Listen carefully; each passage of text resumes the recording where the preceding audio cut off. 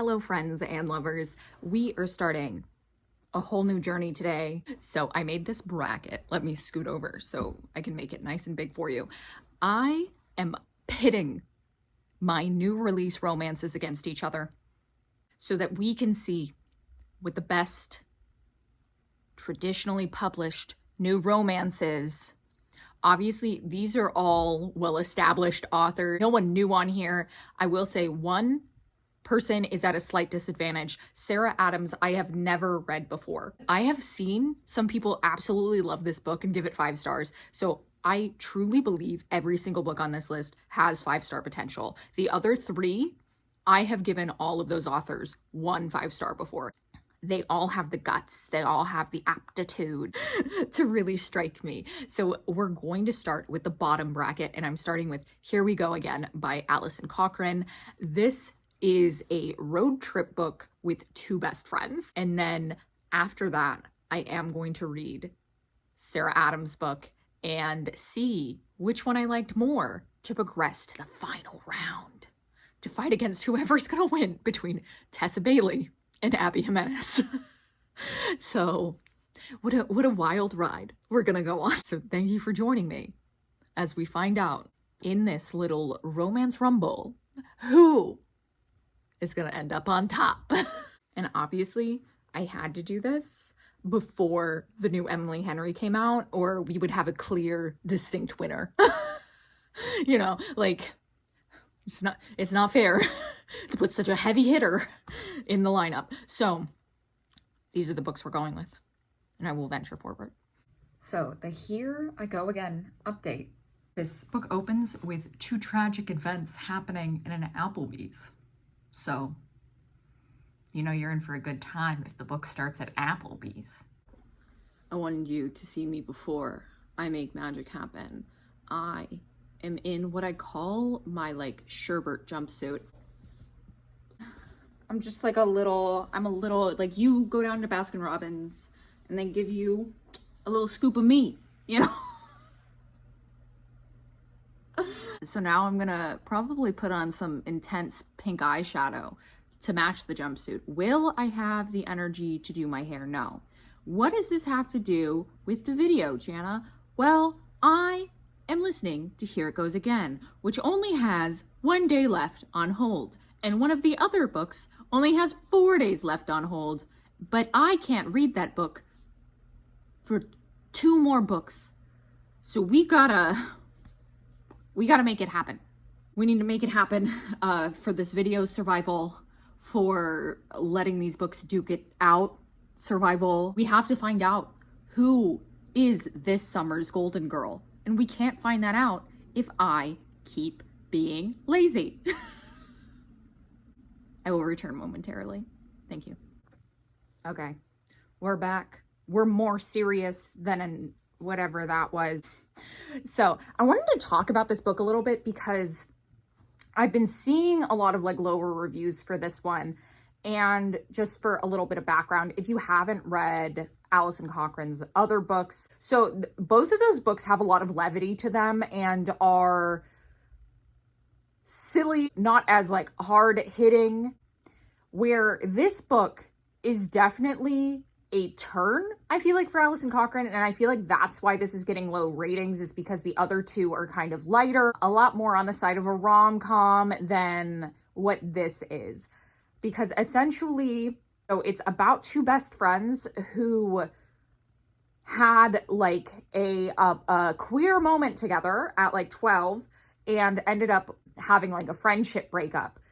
But they both, as adults, returned to the same small town and teach at the same high school. Their English teacher, who in a lot of ways was a mentor to them, was a gay man who taught them English when they were in high school, and he stayed in their lives as they became adults. And he's dying. So he's dying of cancer. As this book is going on, he asks them to take him on a road trip, and they keep calling it his death trip. So while there is some funny moments, there definitely is this kind of looming, thing that's happening in this book. So something I'm really appreciating about this book is that I feel like the relationship isn't super sweet. This is definitely a situation where I would dub these two bickering to lovers. Not enemies to lovers, they're bickering a lot. But there's something really nice about their relationship and the connection that they have, because it is rooted in having a friendship when they were younger and becoming hardened by life and becoming adults who have baggage. And I think it's really explored in a way that really works for me. So I am really liking this. I'm not getting total 5-star vibes from this, but it definitely feels like an important book. And I also appreciate that not every FF book is going to be a book that has a lot of levity. I feel like FF books or sapphic books tend to like stray on the sweeter side of things. And this definitely, you know, has edges to it, to their story, even though they're obviously, like, I feel like very nice to each other. But I feel like they both have experienced queerness in a very different way from each other. So it's kind of hard for them to relate. One girl's experience is being very feminine, and the other one is like everyone who looked at her knew she was gay. I just wanted to make sure that everyone knew what this book was before you pick this up for your next, you know, day at the beach and then are hit with emotional trauma. Yeah, so I would definitely still give this one a read, especially if you liked Alison Cochran's other books. I think there's still some of that flavor there, but just the levity of the whole premise of the book isn't there. So I'm about halfway through now, and so I'm going to try to finish it up so that way I can get to the book rule, or the rule book. The rule book is the name of the next book that we will be pitting against this one. I think part of me feels like this is going to be like an unfair matchup.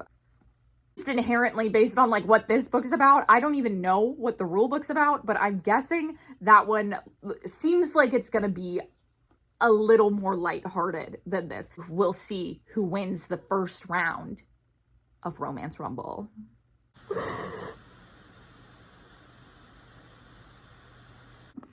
Oh my God. I was like, my makeup actually stayed on very well through all of the crying I just did.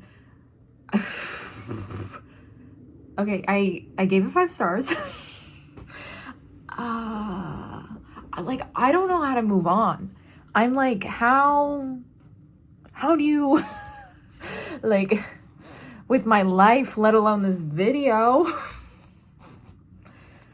I really thought like this one wasn't gonna hit as hard as it did. I wasn't ready for that at all. I still want to read the other book today, but I need to like lay down and just emotionally become like a new person, like a reptile shedding its skin, if you will. I need to find myself again. So yeah, I know nothing about what the rule book's about. We will find out when I wake up from my nap what's going on, and then we will pick a winner. Hopefully I gain back some of my emotional fortitude after that book destroyed all of my insides. We are going to do this with ghost lighting. It is like too early and there is no good lighting in my apartment, but I'm about 70% through the rule book now. This is a very sweet romance, and I would say it's more definitely like a beach read than, you know, the first one.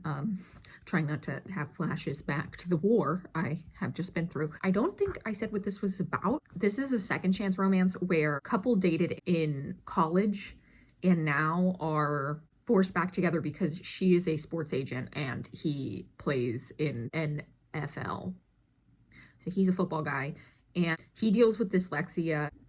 That's like a pretty big part of the story, is him like coming to terms with like not feeling like he's stupid because of his dyslexia, because of like things people have said to him, and also him realizing like he didn't always get like the support he needed to be like set up for success. So he felt like football was the only thing that he could like be good at. So yeah, this is definitely settling around a 3.5 to 4 star for me. I am a big sports romance fan, so I find them very comforting. So I think that's kind of what I need after, you know, sobbing my eyes out. I don't necessarily see it moving on to the next round. I still have a little bit to go, so you know, maybe something big changes, but I don't know if it'll quite make up for, you know, it's last points with me. Like, this is written like a little younger, even though the characters are older. This kind of reads more new adult than adult in terms of, like, I feel like feelings and the way like emotions are portrayed in this. Like, it just feels younger than an adult romance normally does for me. So that's definitely something I'm also keeping in consideration. Oh, I forgot to mention, this is also, you know, on top of being a second chance sports romance between college sweethearts coming back together, it is also a Married in Vegas romance, which I absolutely adore. I just think they're like fun avenues to interact with. I found out that's what it was. I was excited. So I'm hoping we can wrap this round up, but I do think it's almost safe to say, I think it's going to be Here It Goes Again. Hello, team, fam, everyone else. We have finished the rule book. So, to no one's surprise, Here We Go Again is moving up into the next round. So, to wrap up the rule book, I would say it was nice. Like, I think I'm going to give it 3 stars. It does, I think, come across very, like, generic sports romance, and also I felt like the characters were very like surface level, which, you know, like for a beach read option, like on a good summer's day, that was fine. Like like I would have been really happy with this, and I wasn't like unhappy listening to it. And I really liked how communicative this relationship was, because there was room for more miscommunication, because I mean their original breakup kind of hinged on miscommunication, but also they had a very good like conversation about their past relationship and what has changed to make it now work, that I think like super worked for me. And I want to see more of that. Of course, Here We Go Again is moving up. Next, we're moving to the top bracket. We are moving to the heavy hitter, Tessa Bailey and Abby Jimenez. This is going to be rough. I said at the beginning of the video, I gave both these authors 5 stars in the past, so there is a potential for what will move forward. My prediction is that the Abby Jimenez is going to move forward, but now I'm like worried about like the Abby Jimenez going up against the Allison Cochran. I'm going to go ahead and I'm going to start the Abby Jimenez now, and I will, of course, give you the updates, and then we will move on to the Tessa Bailey. Let's go. Okay, so I have started Just for the Summer, and this is, I've only read about 15% of this so far. So the setup of this one is 2 people have the same like curse. Every time they date someone, the next person they date ends up being their like person. And so this all starts based off of an Am I the Asshole thread on Reddit. The hero in this posts about his problem that he's been having, and then the girl ends up messaging him based on that. Now, would I ever talk to a boy on Reddit? No, I absolutely would not. But this has been so cute so far. So she's a travel nurse, and then it seems like he has kind of like a technical job. I don't know what it is, but he's about to take over parenting his younger siblings because his mother is going to go to jail. So there's a lot of stuff to unpack. There's a lot going on. I definitely already like it. I mean, Abby Jimenez is one of my favorite romance writers, so I know this is going to work for me. It's just about whether or not it can beat Tessa Bailey at this point. I don't like, not to skip ahead, but how do you make a golf man sexy? But we'll find that out. Hello. Okay, so I ended up finishing Just for the Summer. I don't know what this lighting is, but we're gonna power through it. And my cat's talking to me, because of course he is. Hello, cat. So I finished Just for the Summer. Part of me really wanted to give it 5 stars. Like I was like, it's an Abby Jimenez.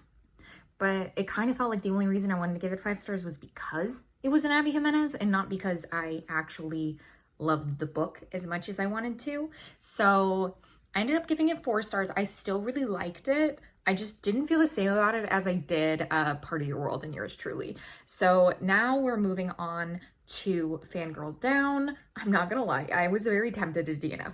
I read like the first chapter this morning and it was just like really cringe. I really don't like it when a girl is like obsessed with a guy and he's not obsessed with her. Like, I don't like it. It should only go one way. Like, the boy has to be obsessed and then she can be obsessed. But if she's mostly obsessed and he's just there, I'm uninterested. Like, I want a boy who's down bad. But it has gotten better. I will say, I think the saving grace of this is the fact that Kelly Dalton is the narrator for Fangirl Down. It's definitely hitting a little better because of that. I do feel like now that it's gotten going, I am more interested. I'm like 15% in now. But this is about, if you don't know what it is, it's about a bad boy golf player. And she becomes his caddy after her like pro golf shop gets like something happens during a hurricane. And so they can't, like, she can't work there. So she becomes his caddy. So she's gonna carry his little clubs around. But she was also like his #1 fangirl before this, but then he did something and she decided she didn't want to be his fan anymore. But he actually visited her pro shop and saw that it was like down and he offered her money and she wouldn't take it. So he was like, well, you could be my caddy. So now he's trying to make his comeback in golf because he's been sucking. So I'm kind of into it. I'm like, am I into this golf romance? I will update you as this goes on. So I'm whizzing my way through Fangirl Down, but what I wanted to say was that I got a little Goodreads happy and I was like, okay, like I know I saw a lot of like up and down reviews about this. So I was reading reviews and then I read this one. This one did make me decide, no matter what, I think I'll tack on, I'm rounding up. I'm rounding up for this one. Sounds good to me. I think I'm like 40% through now. So far, it's a good time. What you can always expect from Tessa Bailey is she is gonna make it super horny. Like, no one's surprised. Come here. Do you wanna say hi? Be very quiet. We got a wiggly wabbit. This dude kept me up all night, but it's fine. We're just gonna keep moving forward. So I finished Fangirl Down. It was good. I feel like that makes it sound like I didn't like it. I did. It was a nice like summer romance, you know, like it was very horny as Tessa Bailey does. I didn't like love it. I don't think I'll think about this. I will be reading the next book in the series. I had no interest in her last duet. This one, it was just fun, and I like a good sports romance. It was a little over the top. I did like the diabetes rep in this. I do not have diabetes, but I just felt like it added a nice element to the story besides them just being horny. So that being said, obviously, We Are Moving Just for the Summer is the winner of the second bracket. So now we have Here We Go Again and Just for the Summer. One I gave 5 stars and one I gave 4 stars. So I think the winner of this is obviously Here We Go Again by Allison Cochran. I did post on my stories. I said, look, Allison Cochran, I just want to speak. I just want to talk. I'm in shambles. And she did DM me and say, I'm so sorry. So I do feel like I was somewhat compensated for the trauma. I won't show you the video again, but I really went through it for this book. Like, I tried to go on a walk after, but it was also the day after Taylor Swift's new album came out, and I was like listening to that album, and I was just like trying not to sob on my walk. I was like, don't cry. Don't you do it. So yeah, so I think this was a really fun way for me to get through my Libby holds. Do I still have more Libby holds? Yes, but we did get through 4 of them for this video. So will I ever learn to not overhold things? No, I won't. I won't be improving. But this was fun. I feel like it's really set me up into like the summer romance vibes. This actually didn't go how I was expecting. I thought the Abby Jimenez was gonna win. Like, hands down, I thought it was gonna be 5 stars, my favorite book, because I had been hearing so many mixed things about Here We Go Again. And I do think this is gonna end up being a very divisive book. As I said earlier in this video, this deals with very heavy topics. It covers grief, and it really like explores grief. It was very beautiful, and obviously it impacted me a lot. But I really thought like I was gonna side on the lower end with this one. I was like, oh, this is gonna end up being 3 stars. I can't believe the book I started out with was the heaviest hitter. This definitely like stood out in terms of impact, for sure. I wouldn't recommend anyone silly goofy pick this up and be like, oh, I'm gonna have a good day. No.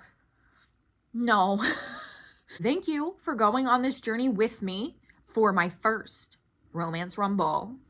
I want to use this again. I want to do this as a little series. So maybe in the future I'll do like all KU, or maybe all one type of romance. I feel like that would be a lot of fun. Thank you so much for joining me, and thank you so much for watching. Bye.